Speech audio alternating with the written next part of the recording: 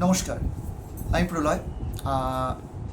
Obviously Jayashree মা, তার জয়শ্রীর husband এবং জয়শ্রী এবং বাড়ির প্রত্যেকে, জয়শ্রীর দাদা প্রত্যেকে রিকোয়েস্ট করলো এবং যে সুন্দর পড়ি সেও রিকোয়েস্ট করলো কিছু কয়েকটা কবিতা। চলো।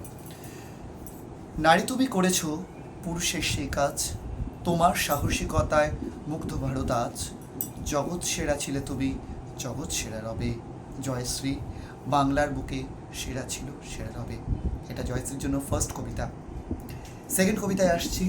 জয়শ্রী এদিকে বসে আছে, শুনতে জয়শ্রীকে ফোকাসে নিয়ে নাও। এই যে একেবারেই আরেকটি কবিতা। আকাশে যখন কালো মেঘ নামে, আকাশে যখন কালো মেঘ নামে, ভাবে বৃষ্টি হবে।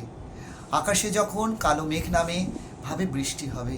আর সেই বৃষ্টি তোমার হৃদয়কে শীতল করে জানিয়ে দেবে, আমি আজও শীতলতরভাবে নিজের জীবনকে শীতলভাবে এগিয়ে নিয়ে যাই।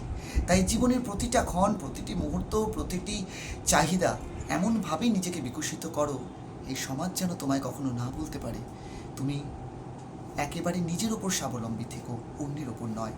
কারণ সমাজ একটাই জিনিস জানে, সমাজ একটা জিনিস ভাবে, জীবনে চলার মুহূর্তে, ভাবার মুহূর্তে, কাজ করার মুহূর্তে সততা, নিরপেক্ষতা এবং আলিঙ্গনতা এবং স্নিগ্ধতা প্রত্যেকটা জিনিস সম্পূর্ণভাবে বজায় থাকে।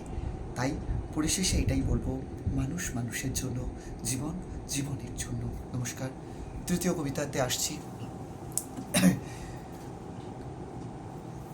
কেটে দাও।